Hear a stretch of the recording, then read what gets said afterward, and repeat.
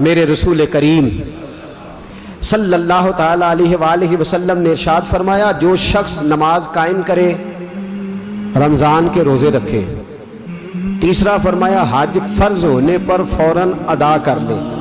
کتنی چیزیں ہو گئی جی؟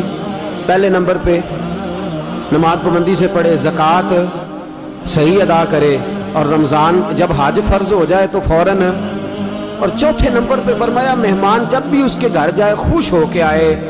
یہ بندہ جب قیامت کے دن اللہ کی بارگاہ میں جائے گا تو اللہ جنت کے سارے دروازے کھول دے گا، جس دروازے سے دل کرے داخل ہو۔ مہمان نوازی نعمت ہے، مہمان نوازی اللہ کا فضل ہے۔ جب آپ کے گھر میں مہمان آئے تو آپ کا سینہ، دل، چہرہ کشادہ ہونا چاہیے، کھلا ہوا ہونا چاہیے۔ کھانے کی خواہشات کم کریں اور کھلانے کی خواہشات زیادہ بنا دیں، پیار کریں، محبت کریں۔ دیکھیں نا، صوفیاء نے جو خانقاہیں بنائی تھی ان میں لنگر خانہ قائم ہوتا تھا۔ وہ لنگر خانہ کیا ہوتا تھا؟ اس سے امیر غریب سارے کھاتے تھے۔ لوگ آتے تھے، اس لنگر خانے سے انہیں حسب توفیق کھانا ملتا تھا، چائے ملتی تھی، موسم کے مطابق بستر ملتا، رہائش ملتی تھی۔ اس کو خانقاہ، وہ کھاتے تھے، بیٹھتے تھے، رہتے تھے، تربیت حاصل کرتے۔ خانقاہ اسی کا تو نام ہے کہ وہاں اللہ کے بندوں نے ساری ضروریات اپنے سالکین کی، مریدین کی تربیت جن کی کرنی ہوتی تھی، ان کی ساری ضروریات کا وہاں خیال رکھا جاتا۔ مہمان نوازی ہوتی تھی۔ مہمان نوازی سب سے پہلے جو شروع فرمائی ہے تو حضرت ابراہیم علیہ السلام۔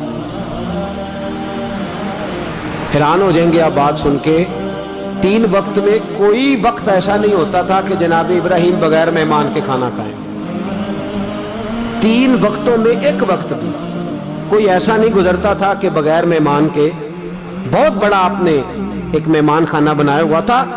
یہ سارے مہمان خانے کے نام ہیں، اور نبی پاک نے فرمایا جو مکان کی زکوٰۃ دینا چاہے نا، زکوٰۃ سے مراد ہے مکان کو پاک کرنا چاہے، فرمایا وہ گھر کے اندر مہمان خانہ ضرور بنائے، مہمان خانہ ضرور قائم کرے۔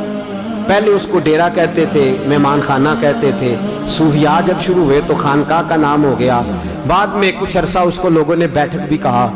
اب ذرا انگریزی کا تڑکا لگ گیا تو لوگ ڈرائنگ روم کہنے لگے ہیں، لیکن اس کا اصل نام کیا ہے؟ مہمان خانہ۔ بولیے گا، جن کو زیادہ نیند آ رہی ہے وہ ذرا بولیں، کیا جی؟ مہمان خانہ۔ مہمان خانہ ایک اچھا خوبصورت جگہ تھی، مہمان رہتے تھے، قیام کرتے تھے، کھاتے پیتے تھے۔ وہاں ان کے لیے پرائیویٹ جگہ ہوتی تھی، باہر الگ سے دروازہ ہوتا تھا، الگ سے نکل جانا، الگ سے ساری ضروریات، با پردہ سارا وہ نظام ہوتا تھا۔ میرے حبیب کریم صلی اللہ علیہ وسلم نے فرمایا، امام بہقی شعب الایمان میں لائیں، فرمایا سب سے پہلے مہمان نوازی حضرت ابراہیم نے شروع فرمائی۔ ڈھونڈا کرتے، اور کئی دفعہ ایسا ہوتا تھا کہ مہمان نہیں ملتا تھا تو حضرت ابراہیم روٹی نہیں کھاتے تھے۔ دیکھیے کیسا درجہ ہے، مہمان نہیں ملتا تو کھانا ہی نہیں کھاتے۔ وہ پیر آف مانکی شریف بہت بڑے بزرگ ہیں سندھ کے، بہت اللہ کے بندے ہوئے، سلسلہ قادریہ کی بہت بڑی خانقاہ ہے۔ وہ آئے جب تحریک پاکستان چل رہی تھی، پیر جماعت علی شاہ صاحب محدث علی پوری کے پاس، تو آ کے کہنے لگے پیر صاحب سے آدھی رات کو آئے تو رات 2 بجے ہوئے ہیں، سردیوں کی رات ہے، موسم ٹھنڈا ہے۔ تو پیر صاحب نے سارے گھر والوں کو جگا لیا، فرمایا مہمان آ گئے، اٹھو، تازی روٹی پکاؤ، تازہ سالن تیار کرو۔ سیدزادیاں اٹھ کے کھانا پکانے لگے۔ سادات کرام، ٹھنڈی لکڑیاں، بڑا مشکل ہو گیا۔ 1-1.5 گھنٹے کے بعد کھانا پکا تو کھانا سجایا، ان کو پتہ ہی نہیں، بتایا ہی نہیں بازار پیر صاحب کو کہ لنگر پک رہا ہے۔ کھانا لگ گیا، اتنی دیر دودھ پیش کیا، کھجوریں پیش کیں، جو اس وقت ماں حضر تھا۔ تو پیر آف مانکی شریف کہنے لگے حضرت جی آپ نے تکلیف کی، مجھے تو 20 سال ہو گئے، 20 سال ہو گئے، میں نے تو کبھی رات کو روٹی کھائی ہی نہیں۔ تو میرے ملت کہنے لگے حضرت جی آپ کو 20 سال ہو گئے، آپ نے کبھی رات میں کھائی نہیں، اور مجھے 60 سال ہو گئے، میں نے کبھی مہمان کو بغیر کھائے سونے نہیں دیا۔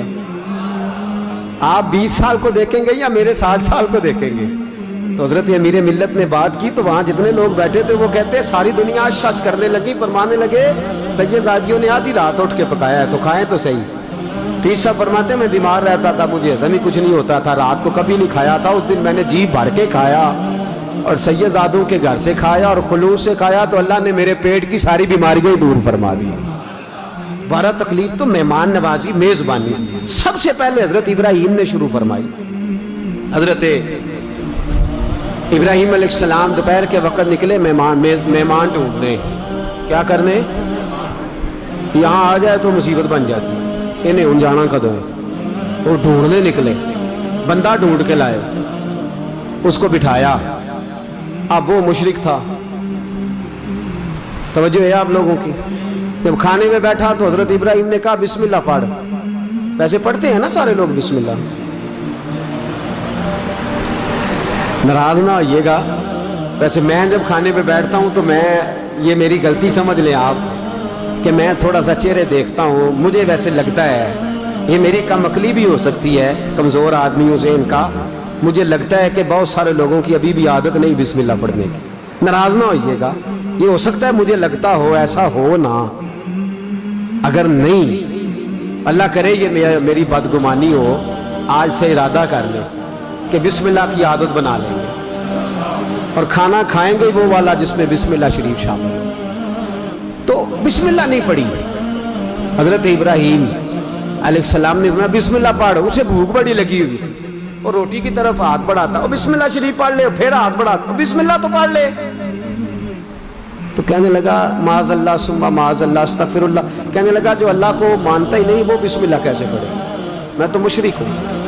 جناب ابراہیم نے فرمایا چل پھر نکل جا کر, تو مشرک ہے تو یہاں کیا لینے آیا ہے. اٹھ کے چلے گئے. وہ مہمان چلا گیا تو حضرت جبریل آ گئے. کہنے لگے مجھے رب قریب نے بھیجا ہے. رب فرماتا ابراہیم کتنی عمر ہوگی آنے والے کی؟ یا اللہ 70 سال. تو فرمایا اس نے 70 سال میرا نام نہیں لیا, میں نے تو روٹی باندھنے کی.